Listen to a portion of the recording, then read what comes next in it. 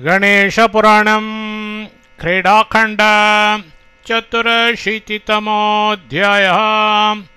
बालासुरस्य वधः। कवच मासे द्वितीये गौरीतं सायमभ्यज्य बालकं स्थापयामास दोलायां गायति स्म मुदा बहु। तावदाख्यो समायातो मायारूपधरौ सुतं तौ क्षेमकुशलौ दैत्यो तद्वधाकाङ्क्षेणावुभौ। नखदंष्ट्रायुधौ घोरौ मन्दिराभ्यन्तरं गतो युध्यन्तौ पालनाभ्यासे स्फुरदङ्गरोहौ खलो। ययोश्चित्कारशब्देन श्रुतयो बधिरीकृताः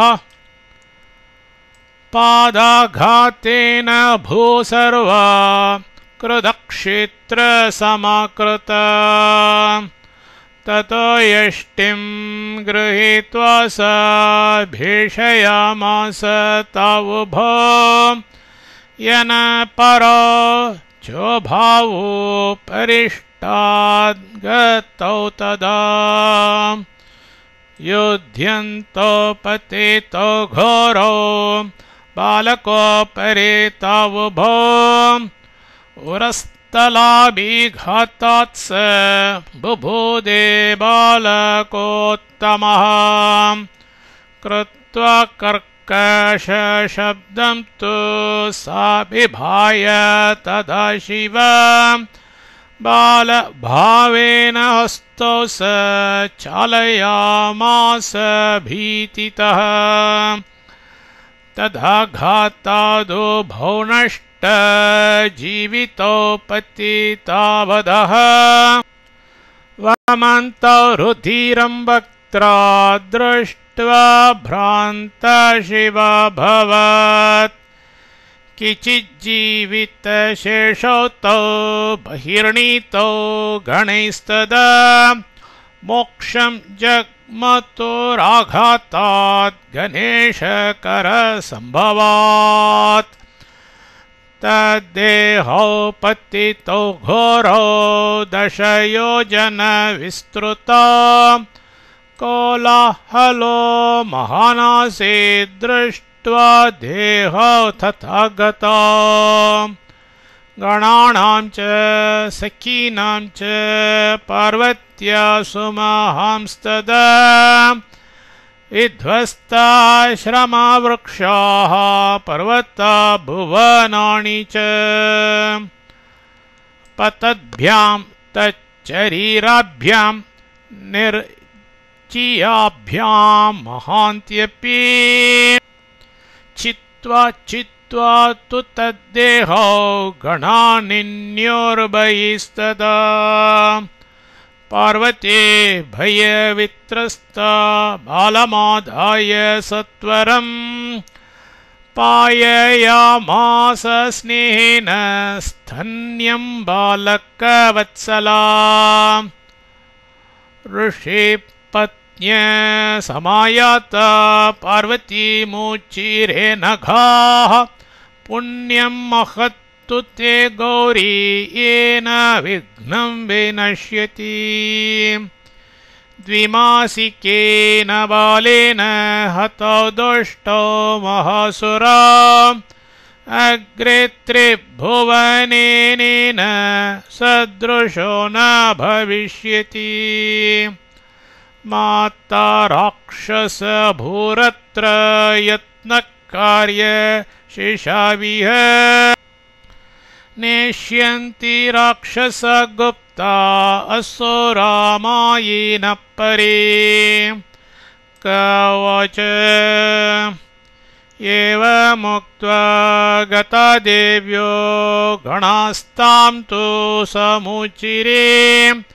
अयं तु ते शिवे बालो हनिष्यति दिने दिने अस्माभिस्तु कियत्कालं बहिः कार्याः तासुराः ततस्तु मुनयो जग्मु रक्षां चक्रुरथार्भके ददौ दानानि तेभ्यः सा विससर्ज प्रणम्यतान् ततस्तृतीये मासे तु स्वस्वकार्यरते जने मध्याह्ने पार्वती बालं गृहीत्वा मञ्चके स्वपात् तत्परिचारिका सुप्ता काश्चित् कार्यान्तरे स्थिताः चक्रुः काश्चिद्वारिवार्ताम् एतस्मिन्नन्तरे सुरः कोराक्यश्चोत्वेषण विवेश गिरिजालयम् वञ्चयित्वा लोकदृष्टिं श्वेव दुष्टो महाबलः स निरीक्ष्य शिवां सुप्तां जहृषे मनसा तदा यावन्निद्राति गिरिजा तावन्नेष्ये शिशुं त्वहम्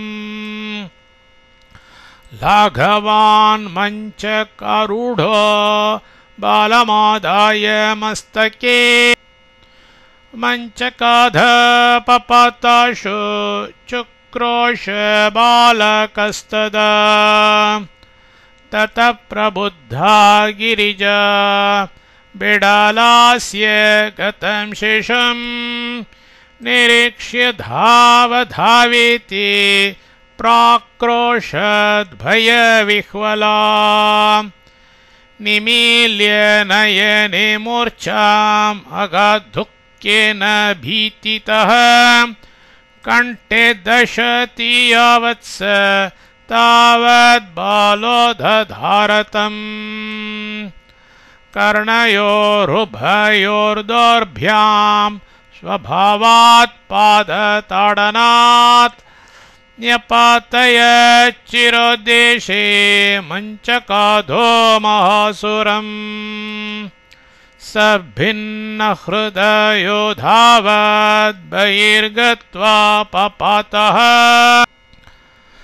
महावातेन वृक्षात्तु पक्वं किञ्चित् फलं यथा दुर्गन्धं रुधिरं तस्य पतितं धरणीतले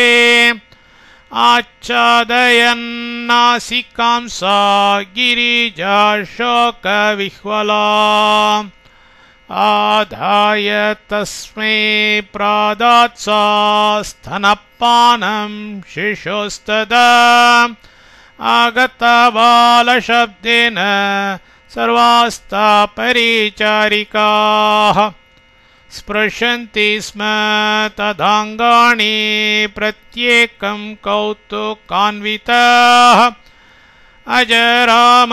अजरामरथामस्य निश्चित्य मनसा तुताः स तु दीर्घो बिडालोऽभूत् तदा 12 योजनम् कियत्यश्चूर्णिता सख्यः कियत्य परिचारिकाः गणाश्चैव समायाता ओतुं दृष्ट्वा तथाविधम् आश्चर्यं परमं चक्रुर्बालकस्य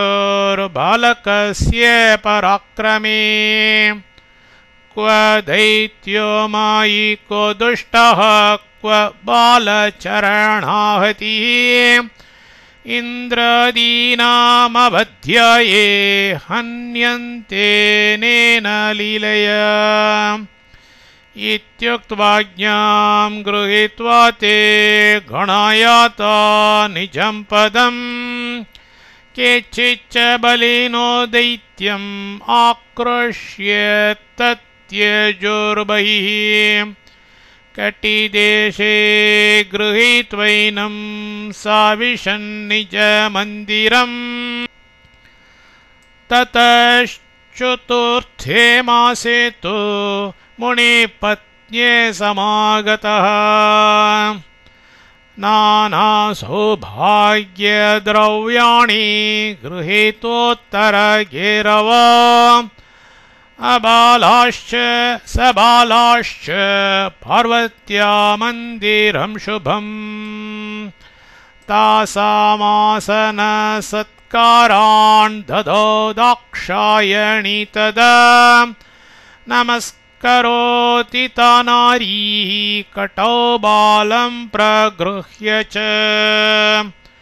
परस्परं समर्चन्त्यां हरिद्रा कुङ्कुमादिभिः भूमौ संस्थाप्य बालानि गतिमन्त्यगतिनि च पार्वतीयस्ततस्तेषु क्रीडते स्मापि बालकः तेन सर्वेषु शुभिरे शशिनोडुगणो यथा दृष्ट्वा ता मुनिपत्न्यस्तम् ऊचुर्गिरे सुतामिति धन्यासि गौरीपुत्रेण शिवदत्तेन भास्वता तव बालस्य सान्निध्यात् भासन्ते नोऽपि बालकाः निधिसङ्गेन हेमत्वं लोयेनापि समाप्यते एवं कौतुकयुक्तास्ता आनर्चुश्च परस्परम् हरिद्राभिः कुङ्कुमेक्षु खण्डचन्दन गृञ्जकैः तिलैर्गुडैस्तालपत्रैर्नानापरिमलैरपि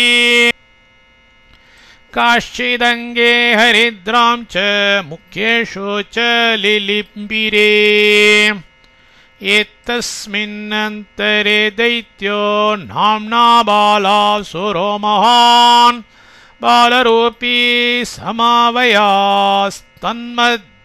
क्रीडितुं ययो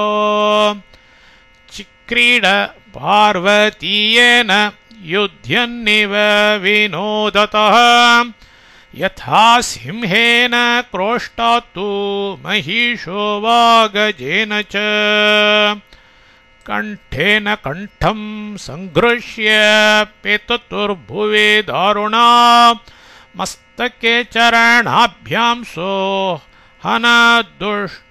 गजाननम् कचाधानाय हस्ताभ्यां विचक्कर्ष बलादमुम् स्वयं च गर्जते दुष्टो वृद्धक्रोष्टा यथा निशि दृष्ट्वा तथा विधौ तौ सा गिरिजा प्राहता स्त्रियः कस्यर्षेर्दृढबालोऽयं ताडयित्वा शिशुं मम क्रन्दते सौखरैव प्रहरे प्रहरे खलः अर्भकाणां स्वभावोऽयम् इत्युपेक्षितवत्यसो तौ तु भूमि गतो बालो लुण्ठत स्मानुवत्सला धृत्वा परस्परं केशान् आकर्षन्तं च सर्वशः हसन्तौ हासयन्तौ च बालकांश्च मुनिस्त्रियः जानन्नपि मा दैत्यं खेलति स्म विनायकः ततो बालासुरो दुष्टो हस्ताभ्यां बलवत्तरं जीवग्राहं कण्ठदेशे दधार गणनायकम् तथा तं सोऽपि जग्राह रुद्धश्वासो सुरोऽभवत् विह्वलं दैत्यपुत्रं तं दृष्ट्वा दुश्चित्ततां स्त्रियः ययुश्च चक्रुषुर्बालो निहतो नेन निश्चितम् धावमानाय युक्काशिन्नाशकन्मोचेतुं हिता स्त्रियश्च पुरुषा सर्वे ततस्तामम्बिकां शुभा उच्चोर्विमोचयैनं त्वं मुनिपुत्रो मरिष्यति ततः सा पार्वती बालं मुञ्चेति साब्रवीत् अस्मिन् मृते शपिष्यन्ते मुनयो नस्तपोन्विताः जीवदानात् परं पुण्यं नास्ति ब्रह्माण्डगोलके गमिष्यति महाशक्तिस्तव तेषां तोषापतः कवच एवं यावत् प्रार्थयते गिरिजा तावदेव हि नेत्रद्वारेण तत्प्राणा गता बुधवत्क्षणात् ददृशुस्तं ततः सर्वे दशयोजनमायतं करालवक्त्रं पतितं चूर्णयित्वा महाद्रुमान् ततस्त्रियो ययुर्भीता बालमादाय सत्वराः वृक्कवृन्दं हि दृष्ट्वैव धेनवो जायथा भयात् गिरिजापि स्वकं गृह्य भ्रामयित्वा सुतं मुदं दत्त्वा स्तनं कारयित्वा शान्तिकं द्विजपुङ्गवैः ददौ दानानि तेभ्यः सा जगृहे आशिषो बहु न जाने आसुरी मायां कियन्तो यान्ति नाशितुम्